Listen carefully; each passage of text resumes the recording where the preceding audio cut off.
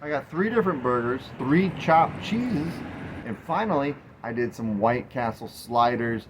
All of these were great. Let's cook up some beef on the flat top. Okay, so I worked at Cheeseburger in Paradise in college, which was like a Jimmy Buffett themed restaurant, but it's not Margaritaville, which you've probably heard of. It's owned by Outback, so it's not owned by Jimmy Buffett. But I had Jimmy Buffett themed stuff. These were my 3 favorite burgers that I would have. Usually at the end of the night when I was cleaning up the bar because I bartended, and sometimes I'd pour myself a little side margarita in the styrofoam cup before I went home. Start off this by getting your griddle to about 400 degrees. That's where I like to do my regular burgers. These aren't smash burgers. The 3 we're doing are bacon, blue cheese, mushroom Swiss, and inside out burger. So, putting our bacon down, we're doing all these at the same time. Just 2 slices of bacon. There goes our mushrooms. There's a little bit of Worcestershire sauce in there with the mushrooms. That's what you're seeing bubbling up in the background there. Honestly, I probably did the order of this cook wrong, just for notes. Happy accidents here. I could have totally waited and done the mushrooms later. That's why I had to turn that right burner off and just move them over, because they're going to cook way, way faster than the burgers and the bacon. So I just turned that burner off and moved them over. Then I actually turned off the other outside burner because it was getting way too hot. The bacon was starting to burn. So I just did the 2 middle burners here. So learn from my mistakes, happy accidents. Do your cooking order, it's always important. There goes 2 pieces of bacon, flipping those over.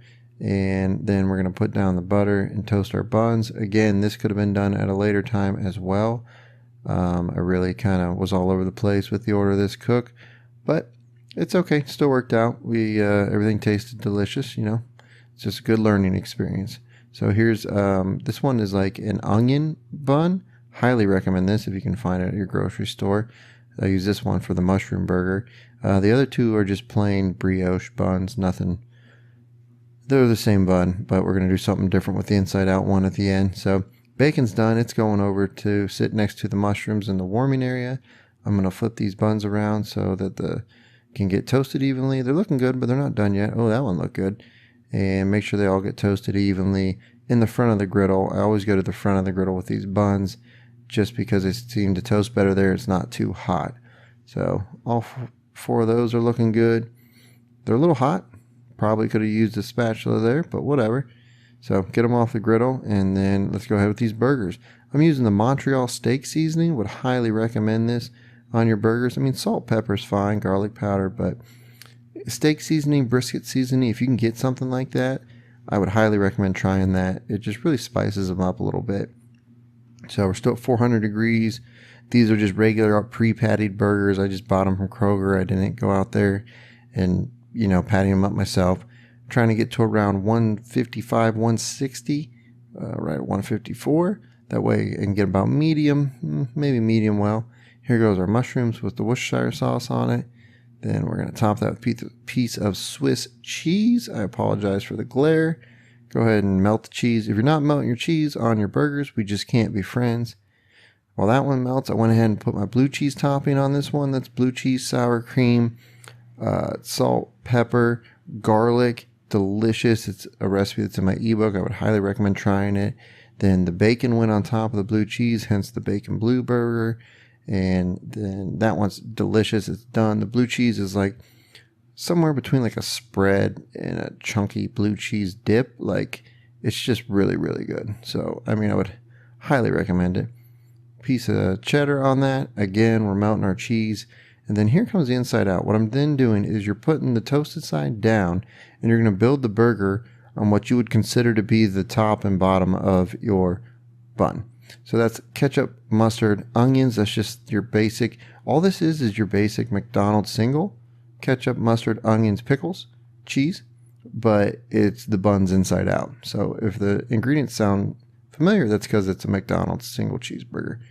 And then see how I flipped that? So now the toasted side is out, which is just what makes this fantastic. It makes it almost like a patty melt / really unique burger. And I just absolutely loved it. So I would highly recommend trying this. Even if you use different toppings, just try doing the bun that way. Great burgers. I've never been to Brooklyn or anywhere in New York to have an authentic chopped cheese. So this is not an authentic chopped cheese because I don't know what that is. This is just some dude in Ohio making it in his backyard. However, I have been to Jimmy John's, which is where I got this bread from, and that is the moral of this cook is if you don't like the bread at your grocery store, because I don't really like the bread that I get from Kroger for cheesesteaks and stuff, they just don't have a great bread. Go to your local sub shop or bakery, but a sub shop because they're already making all these hoagies, and ask them if you can just buy the bread. Usually you can. At Jimmy John's, they gave me a good price on it, and it totally stepped up these chopped cheeses. I've been using them for cheesesteaks as well, and it's really made them a lot better because the key is just getting that nice soft bread, and I couldn't find it at my grocery store. So go to your local sub shop, ask them for some bread. Start off with some oil, then we're going to throw down all 4 hamburger patties. We're doing 4 hamburger patties that are going to end up making 3 chopped cheeses. These are about a little less than 1/4 pound patties. And we're going to add onions to all of them, just right on with them. Let them cook up, hopefully get a little bit of a sear. I'm going around like 400 again. And then start chopping up the hamburger patties. So you have the onions in there with the hamburger patties. I probably could have let them sear up a little more. That's okay. I got excited, wanted to start doing the old double spatula chop. Use a seasoned salt or all-purpose salt, pepper, garlic to go on there. Throwing down some mushrooms for the mushroom one. Then continue to just cook it, until there's no pink left and the onions are in there with the hamburger meat. Watch our mushrooms in the corner there. Make sure they don't get too overdone because they'll cook quick on you. And then once they get kind of all the pink out, we're going to go ahead and separate out this hamburger and the onions into 3 separate piles for each of our chopped cheeses. So each one's going to have a different little profile here, different chopped cheese. One's going to get the mushrooms, obviously. We're going to start off here.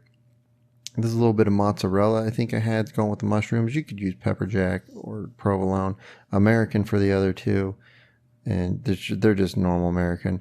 Mayonnaise is going on the first one. This is what is the classic chopped cheese. Mayonnaise, ketchup. Then we're just adding the hamburger, onions, and American cheese. Then you top it off just like you would a burger with some lettuce and a couple slices of tomato. And that's your classic, regular, run-of-the-mill chopped cheese. At least from my research, that's what it is. Next one, no condiments on the inside, just the burger and the cheese. I'm doing this one like a Big Mac. So doing our lettuce on top. Then we're going to add some white onions that's diced up. Also some Thousand Island dressing. I forgot the pickles, please. But that also makes it Big Mac, pickles, special sauce. You know the song. I'm not going to sing the song. Last one's like a steakhouse chopped cheese. So it's got the mushrooms, it's got the burger, and then I put some A1 on top of it. All of them were good. I would highly recommend trying them or just trying to chop cheese.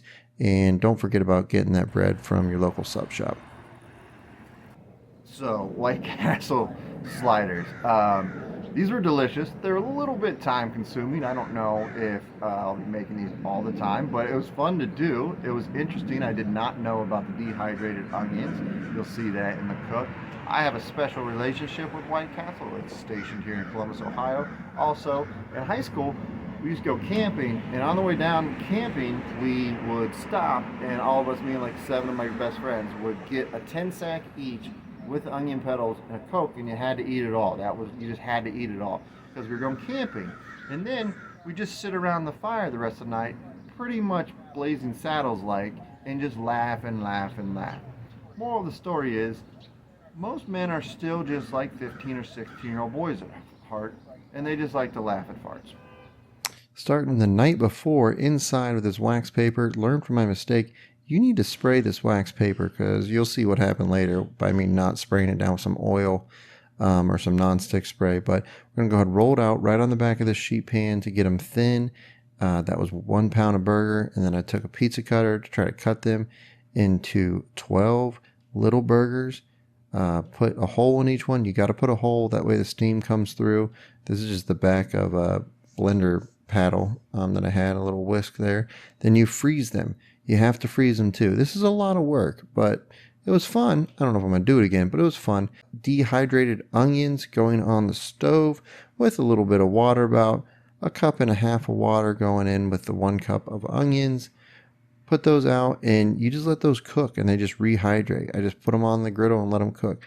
Then I spread them all the way out, added more water, and put down the frozen patties. But oh, what do you know? Some of the parchment stuck because I didn't spray it down. So now you want to steam the burgers on top of the onions, and then they just put their buns right on top of the burgers.